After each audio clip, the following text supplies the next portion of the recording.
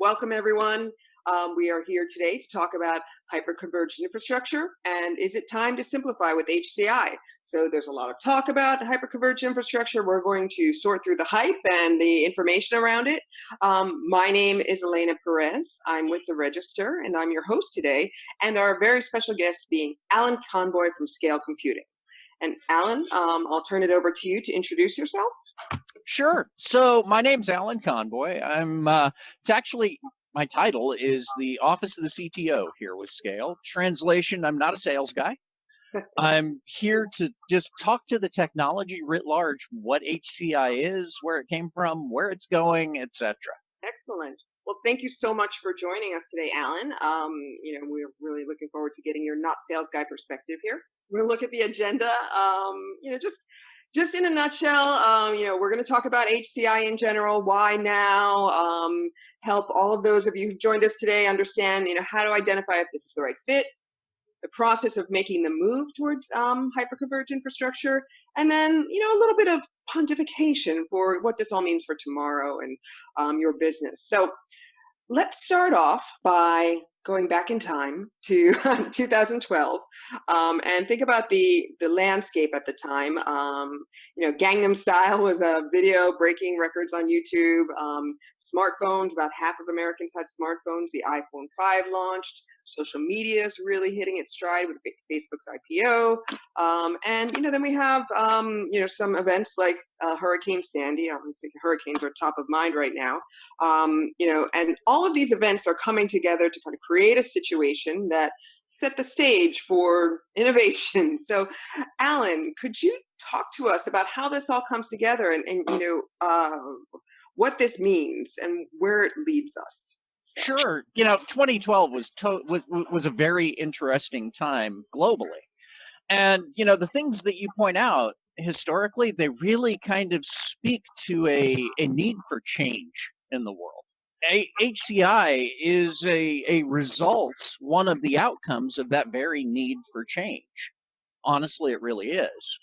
If you look at how virtualization was done prior to that 2012 timeframe, right? It was without a doubt a Rube Goldberg machine.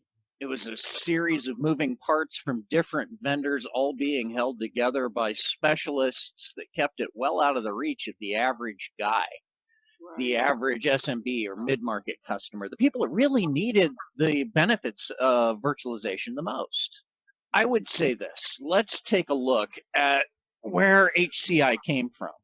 That's really laid out on the next slide. Okay, great. The legacy approach to virtualization, highly available virtualization, that killer app of live migration, something that really hadn't existed in the x86 space prior, that is something that was, dare I say it, never purpose-built. It's something that started life as a science experiment back in the early 90s. Could you take the concepts of virtual machines from the mainframe space and translate them into x86? Well, yeah, that was done. It was done well. And it gave us that, again, killer app, live migration fault tolerance that just hadn't existed prior in the x86 space. But guess what? You wound up with a pile of complexity there. Technology borrowed from different sectors for highly available storage to solve the silo of storage problem. The cost savings of running many servers on one evaporated almost instantly when you started having to deal with the networking guys and having to deal with SAN, storage protocols, etc. Now, to deal with that, leading up to 2012, right? Right. You started seeing converged infrastructure. Well, what that was just single SKU. The big names in the space going and saying, okay, well, all of these parts, these reference architectures, we'll put together in a single rack for you, but it's still the same old, just a little easier to purchase. Right. So the process of purchasing is easier, but it's still complex. Yeah. The technology itself hadn't simplified in any meaningful way, and honestly, that's what that time frame was really all about. Simplify it. Right. Well, that's where HCI comes in. And that's where HCI makes its giant launch. So let's take a look at what that complexity really was, right? The recipe to build highly available virtualization, well, that hadn't changed much since the last time there was a Clinton in the White House. Sometimes. It really hadn't. Right. Step one was always sourcing yourself the SAN there at the bottom of that inverted pyramid of doom. Okay. It doesn't even really matter whose SAN you're talking about, whether it's a NetApp box or an EMC box or a left-hand cluster or an Isilon cluster, Equalogic box. Just really doesn't matter. They all work more or less the same way. You bring that guy in, cover your RAID set, set up your protections, that a file system or a pseudo file system got mapped right across the top of it. Right? Now, that file system, that's where all the magic from a storage perspective happened, but you didn't really interact with it much. Okay. It was on top of that guy that you created your iSCSI LUNs or your fiber LUNs, depending on which way you were going. Then you'd bring in your switching, your layer 2 iSCSI data path and set up for MPIO switches redundantly. That's why there's a couple of them in the graphic here. Okay. And then you'd map across out to each of the hypervisor hosts there, those iSCSI LUNs. But before you do that, I want you to stop and think about what actually is an iSCSI LUN from a technical perspective. Essentially, it's an empty file. It's a sparse file. It's an object file. Mapped through a name pipe on the iSCSI target code running on the SAN out across the network fabric to the initiators and presenting itself as an air quotes block device. Now, when you did that, depending on which flavor of virtualization you were going down, ESX, Hyper-V, they all did the same thing. They wanted to create a construct you would know as a data store on that iSCSI LUN, right? A home for ISO images, a home for virtual hard drives. But again, what actually is a data store? It was an empty file. It was a sparse file. It was an object file mapped across a network fabric on top of the overhead of storage protocols to yet another object file sitting on a file system, sitting on a RAID set. Well, to complete its construction, there was yet another file system. VMFS if you're talking VMware, and TFS if you're talking Hyper-V, ext3, ext4 if you're talking Xen or KVM. But at that point, once that file system was laid down, your infrastructure was up. Mother-in-law server hanging off there to the left to coordinate everything. It was up. It was ready. Welcome to the end of day 3. Well, starting day 4, you'd actually start creating your virtual machines. First step in creating a virtual machine is creating a virtual hard drive. Your VMDKs, your VHDs, VHDXs. But again, what's a VHD? What's a VMDK? It's an empty file. It's a sparse file. Right. It's an object file.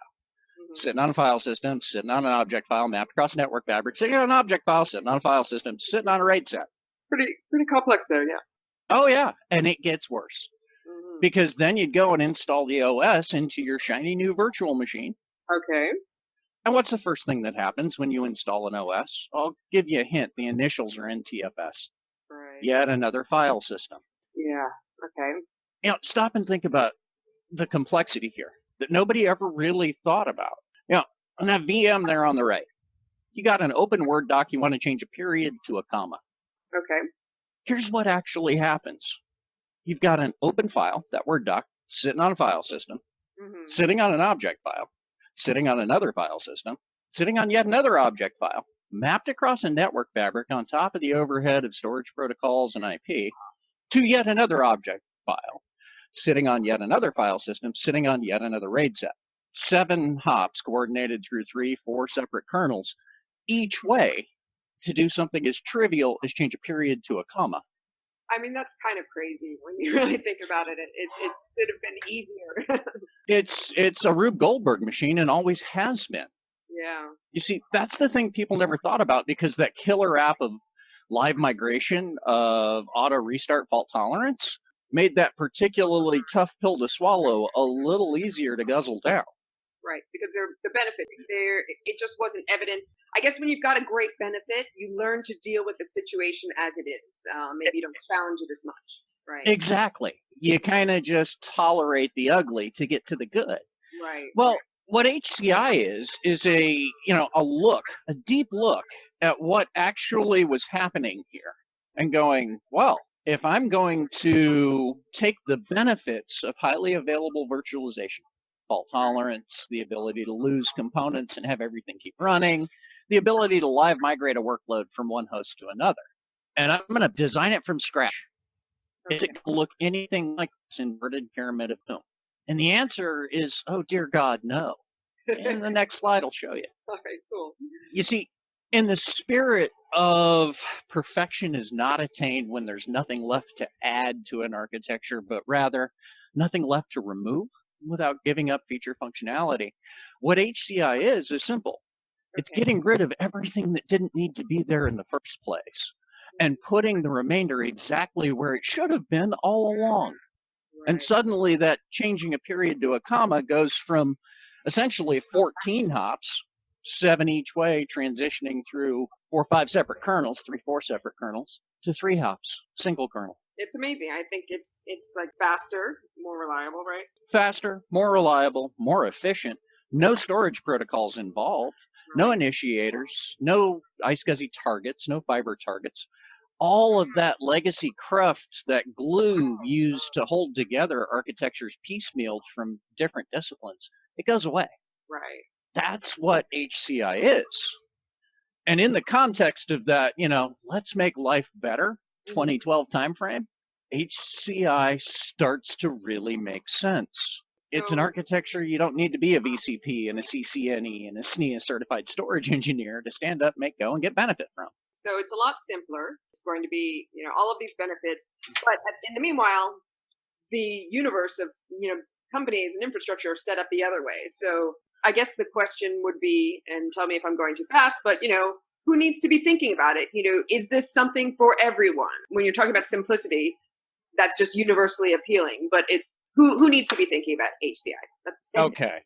Well, I'm going to answer this in a really unusual way, and quite frankly, the not a sales guy comes into action here. That's good because we like not a sales guy.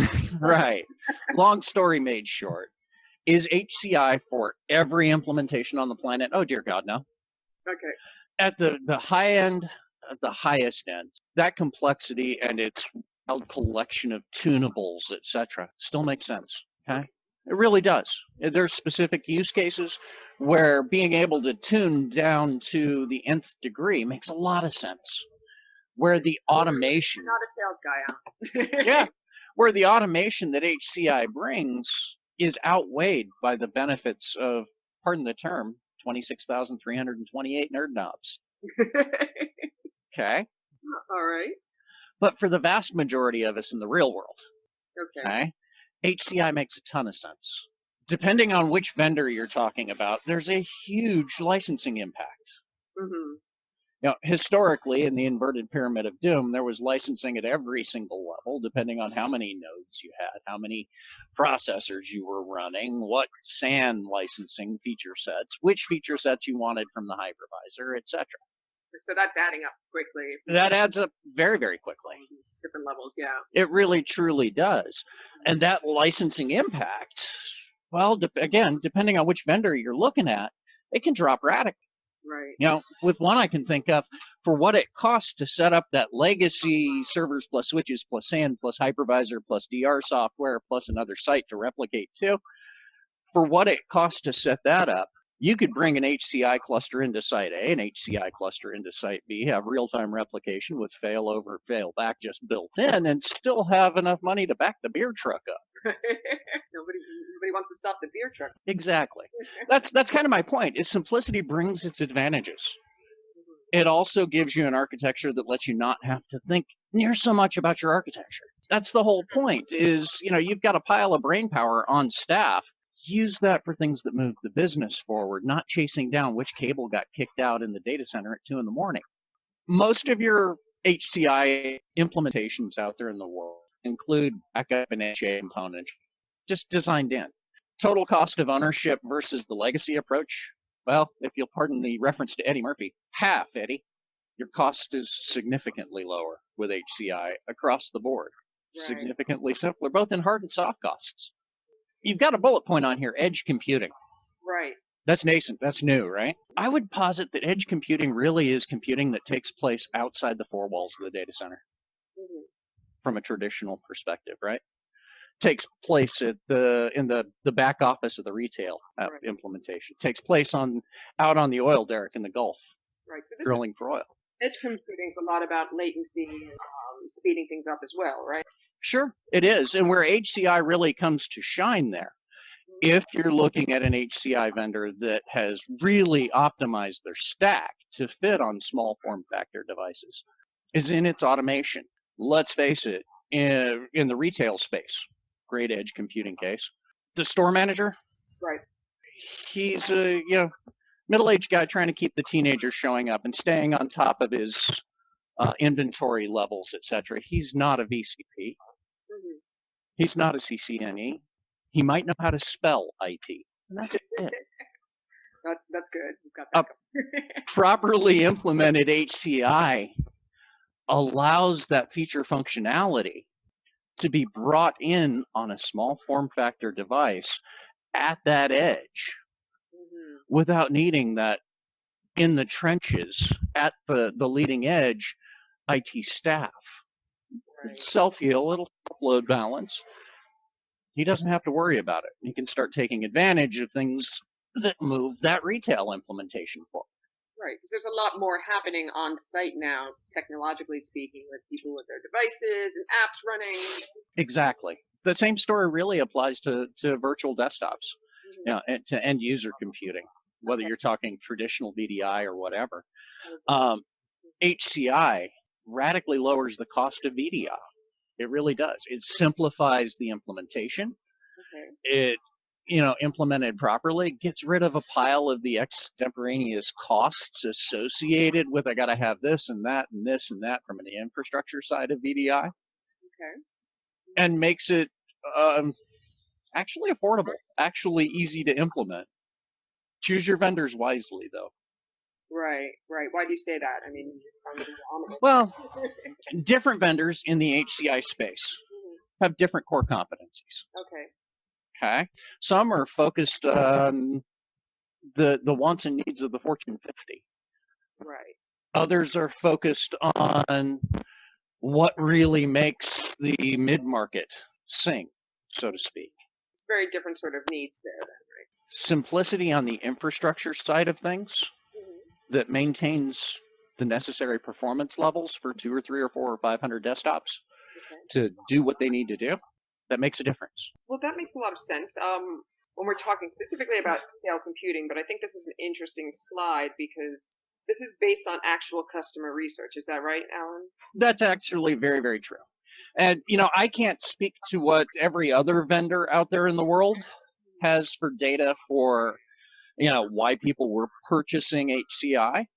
But I can certainly speak to, and that's what the slide does, speak to why my customers were purchasing Scale's HC3 HCI platform. Pretty top heavy here on the replacing aging hardware, which brings to mind, I mean, we were talking about an infrastructure setup that went back to the Clinton era, right? So I guess, I mean, we're looking at a situation where there's just not a lot of change between that period of time and the 2012, right? Honest answer, if you go from, call it 1999 to 2010, changes in the virtualization space, realistic incremental changes, adding another layer on the onion. They really were.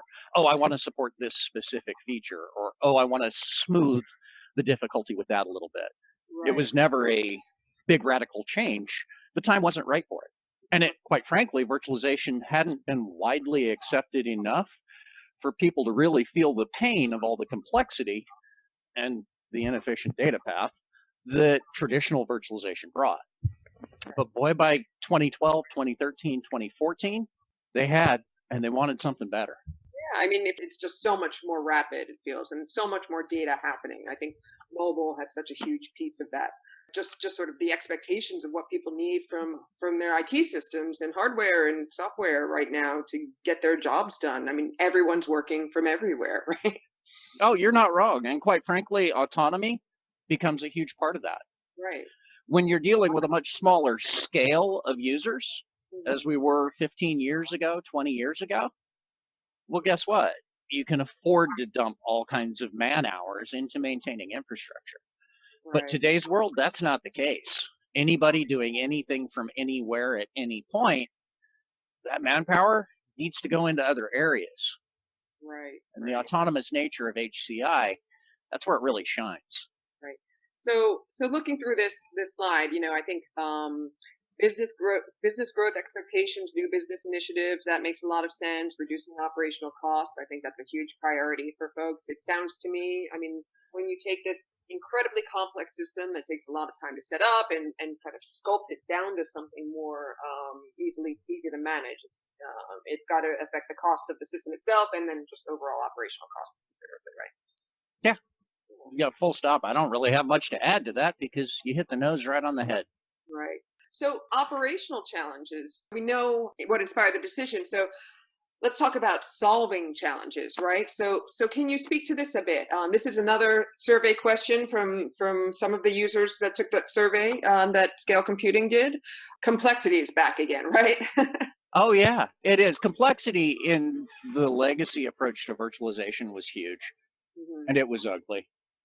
Right. Whether you're talking about some of the highest end HCI vendors that were out trying to improve the life of the guy that had, not to pick on HP here, but had, say, 200 HP DL380 G6s at the time and 4 or 5 or 6 EMC symmetrics or symmetri or however you make that plural, and 5 or 6 Cisco 6509 director class switches and enough enterprise licensing to sink a battleship. They set out to make that guy's life easier by collapsing the storage stack into the hypervisor hosts themselves. That was their approach, right? Mhm. In our space, what we set out to do was conceptually similar in removing complexity, but was really focused around user friendliness, making it so that you didn't need to be that guy in the first place to stand this stuff up, make it go, make it run, and get to immediate business value. Right. Okay. All driven around, not just complexity, but pretty much the top 5 things you see just in this list. Right. What this really is an expansion, a detailed expansion, if you will, on what we've been talking about all along. That's what HCI brings to the table. It's interesting because having been in the professional world for a while, it's like that complexity is almost like a badge of honor in some ways. That I think almost you need to the ability to work without it is something sort of a shift in mindset around how IT needs to be or can be, right? Yes. To think, and this is someone myself who wasn't personally on IT teams, but from the outside, wow, we can make that can be simpler than what these guys are dealing with. That like you said, plugging in the cables at 2 a.m. and just looking at. Honestly, it's about giving sysadmins their weekends back. Yeah, yeah, I'm sure they won't mind that. Straight on there. I mean, let me give you a classic example that speaks to what you were just talking about. Okay. Again, speaking from a specifically scale perspective, one of my larger customers, historically, they'd been doing everything on mainframe and a mix of x86 servers, etc. Okay. They had compartments of brain power, right, that had been maintaining that legacy infrastructure that suddenly didn't need to do that anymore. They were able to move those guys into DevOps, into things that are much more interesting and much more impactful Right. to their business. Mm-hmm. Those guys are happier by far. They got their Saturdays back with their kids, so to speak, Right. and they get to do some really cool creative stuff because the infrastructure now just takes care of itself.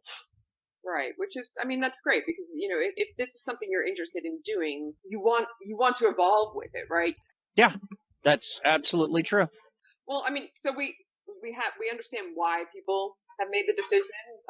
The solutions or the problems that it solved are pretty evident. Let's really take advantage of the fact that you're not the sales guy, Alan.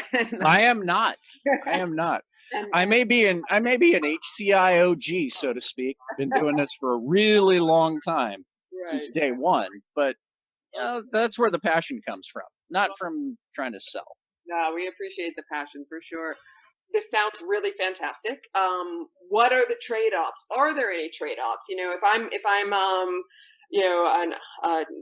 listening to this call right now and I'm saying, this sounds really good. Is it too good to be true? What am I losing out of this? So can you answer that question for us? First thing you're going to lose is 2,986 nerd knobs. Okay. Okay. Now, they may have need of that. They may have practical need to be able to tune very specific things manually as needed. Okay. Okay. And for those guys, a fair chunk of their operations, HCI is not going to be the right fit for. I don't really care whose HCI you're talking about. Okay. But also for a fair chunk of their operations, it absolutely can be. It can be a tuning tool, if you will, something that improves business overall. Okay. But that doesn't mean it's going to drop in and take over everything. Honestly, end of the day, anybody that tells you that any single technology has no trade-offs and is the best thing for everybody, well, they're either lying or trying to sell you something. Right. Well, we appreciate your candor here. I think it's good to get the realistic perspective on what someone needs to consider when they're thinking about implementing something. So one of the really hot topics I wanted to talk about is data protection. I think anyone on this call is probably dealing with the reality of more data breaches. If you see on the slide, 130 plus large scale breaches a year, we can only assume that will go up. The cost of that and cost per breach, these are some really big numbers here. And as you pointed out, 16,000 plus ransomware variants in the world at the end of Q2. Oh yeah, and climbing. Yeah, and climbing. I mean, this is big stuff. This is kind of scary stuff, and this is something I don't think anyone who's thinking about their infrastructure can't. They're all thinking about this right now. So can you talk about how this fits into the to HCI? So there's a couple of different factors here. Done properly, HCI platforms include snapshotting replication mechanisms that the individual virtual machines aren't aware of, that have a logical separation, okay? Which makes rolling back, getting back to operational state an order of magnitude faster and easier when a compromise takes place. And you want to talk about impact. I mean, Lord, talk to the 20 plus separate cities in Texas last week taken down. Right. All at the same time, right? 22 cities, and I mean, this is happening more all over the place. It really is. I just read a school in New York had a delayed opening because their system because of ransomware. Oh yeah. All it takes is one guy clicking the wrong link in an email, and the next thing you know, everything's locked down, and Kim Jong-un's trying to hit you up for Bitcoin. Right. Well, HCI in general includes a much better path to escaping that trap. Data protection, which is the real topic here. A DR strategy, that's great. And yeah, ransomware, that qualifies for in the DR category. Right. Absolutely. Yeah. But it's so much more than that today's world, especially when you're talking with companies with 911 systems, with you name it. Downtime, that's not just a few bucks. That can mean lives. Right. And the bigger the company, the bigger the bucks. Cyber protection, as I would personally refer to it, includes a lot more layers than just DR, more than just backup, even in the traditional sense. Now, scale, we chose to partner with one of the leading names in the space, Acronis. Okay. To bring that protection, that real-time ability to stop, WannaCry implementations, to stop various ransomware pieces in their tracks and roll them right back out without anybody having to do anything. It's all AI and ML driven. Right. Okay? Other vendors, can't speak to them, obviously. Okay. But HCI in general, because it's a much more purpose-built architecture, deal with not just, the drunk guy with the backhoe. Right. But also the cyber criminal, the real-time threats, the threats that didn't even exist 5 years ago, not in any meaningful way. And they're continuously evolving, right? Oh, yeah. Oh, just, at the end of Q2, 16,000 plus ransomware variants, just ransomware variants in the wild. Right. Not even talking about crypto mining or various other malware. And that's more than doubled from the end of Q1. Okay, that's amazing. So I mean, we're already potentially doubled, once or twice over since then. Oh, every week you see some other city, some other county, some other business, Yeah, and multiples of them. it's intriguing, and just there's just a lot at stake. I mean, I think There really is. So to give the guys, the IT people, their weekends back, but then this has to be addressed too, or there's those weekends go away again, right? absolutely, they go away real quick, and a whole lot of them. So when you're talking about infrastructure in general, yeah, there's all of those different components, and the more loosely built your infrastructure was or is, Okay. the harder it is to bolt on pieces to deal with every individual type of threat. Whereas when you're dealing with an HCI based infrastructure, Okay. it's much more holistic, much more tightly integrated. In Scale's case, we wrote every single layer of the stack specifically to work together. The storage stack, cluster orchestration stack, management stack, DR stack, hypervisor that can help recover very quickly. I know one of my customers got hit with a ransomware attack, a hospital. Wow. And on the Scale side, they were back out of it in less than 20 minutes. Wow. Okay. And that was without our Acronis partnership. That was before the Acronis partnership got announced. So that sort of back up time. I mean, the longer they're down, the more expensive things are. I mean, in a hospital situation, the more dangerous that becomes for. So, all right, okay. So I can see how that fits together. I mean, I think that makes a lot of sense. I think that thinking of our guests here on this call, at this point, maybe it makes sense to talk about, if you are thinking, okay, ready for that change. What do you recommend in terms of moving forward with HCI? What steps, options, how to evaluate options, different approaches to implementation? Sure. So the most critical part of any infrastructure change, right, is actually knowing what it is you have, what your workloads really are, what their CPU and IOPS consumption patterns are, what you're actually doing today. And to this day, it still surprises me how few sysadmins really know what's going on in their environment. Wrap your mind around understanding what your environment is right now, today, as it sits, no matter how legacy it's based. Okay? Okay. That information is going to drive, in conjunction with how your users are actually using your infrastructure, that information is going to drive which HCI path you really want to be looking at. That's going to drive who your vendor selections are going to be. Okay. Would highly recommend taking a look at things like Gartner Peer Insights. That's a great tool that Gartner provides to the world, and it's not just the old magic quadrant or enchanted rhombus or whatever that's called, but enchanted rhombus. Let's go with that. Really is look, these are people that have made the jump already. Okay. Go read what they've got to say. And it's Gartner, so everybody's in there, no matter which one you're looking at, whether it's Scale or any of the other guys. And we have a few other. That's going to really help drive that decision on which way to go.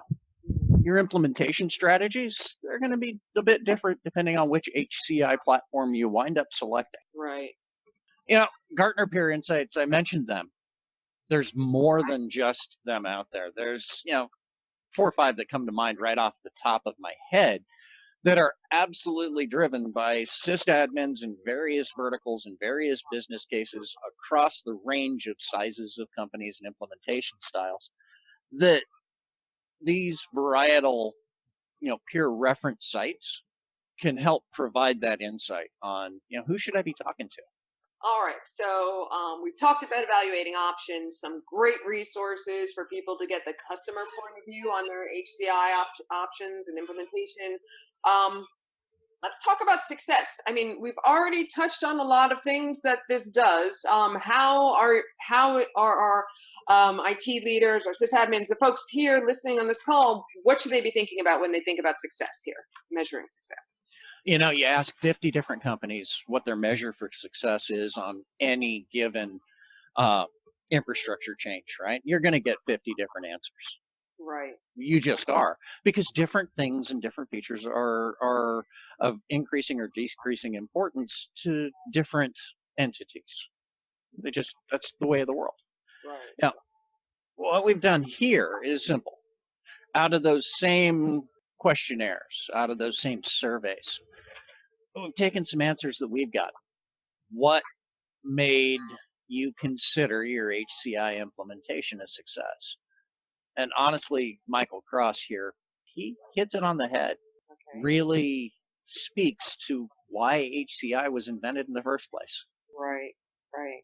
Put our resources where it makes the biggest difference. Given the simplicity of management provided by HC3, we're able to have 1 to 2 resources manage our hyperconverged environment. This has allowed our Tier 3 resources to focus on other things that demand their expensive expertise. Yeah, it's exactly what you've been talking about. Once you take out the sort of burden of maintenance and the things that people don't want to spend their time doing, they can put that energy elsewhere and really optimize the value of the team, right? Hey, once you eliminate the mundane, it's amazing what people can actually accomplish. Right. Yeah, it's amazing what happens when you quit using your screwdriver as a hammer. The screwdriver should come with instructions. There you go. Great. All right. So one of the great things about HCI is that it really works. It makes a lot of sense for the conditions of the world today, the world as we know it, the world that's changing. So, can you talk a little bit about the future, Alan? Where things are going? Why does HCI matter? Anything we should think about in that? Sure. What does the future hold? Well, this concept of autonomy, this concept of infrastructure that self-heals, self-load balances, this concept of automation, of creating autonomous infrastructure.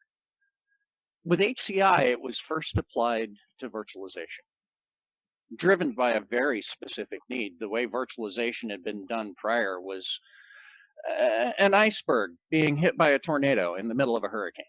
Yeah. It was ugly. It truly, truly was ugly. Right. Well, guess what? Now you start to see even greater efficiencies in technology stacks coming to the fore. Mm-hmm. You're starting to see containerization, microservice, because the real secret sauce of HCI, and I don't care whose HCI you're talking about, is autonomy, infrastructure that self-heals, self-load balances, that moves the knowledge worker up the stack. Mm-hmm. Rather than keeping him in the data center at 2 a.m. on a Saturday trying to figure out which power supply went up in smoke or which cable got kicked out. Yeah, just not an efficient use of good talent, right? No, it's not. And what containers is one good example. Mm-hmm. There's a pile of others. As you start to see things like hybridization, edge computing, etc., really coming to the fore, it's that autonomy of HCI that makes it absolutely fit. Right. Those whose stacks are incredibly efficient, that have already built in all the OODA loops around what to do when this piece does that, they'll be the platforms of choice moving forward. Great to get your perspective. Is there any sort of last thoughts at this point you want to add now that, we're running out of time? And, like anything else, do your homework. Mm-hmm. Look at what your peers have to say. Use the resources that are out there and really get to know what your environment is. Because, how do you eat without setting the table? Oh, yeah. Excellent. All right. Well, listen, thank you so much for your time today, Alan. It's been really great getting your perspective, your non-sales guy perspective. We really appreciate that. For all of those of you who joined us today, thank you for your time and your attention. I have on screen a link, which you can also get when you download the presentation, to get a live demo of Scale Computing HC3. Again, I want to thank everyone for joining us today.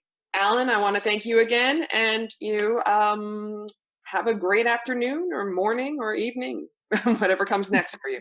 All right. Thanks.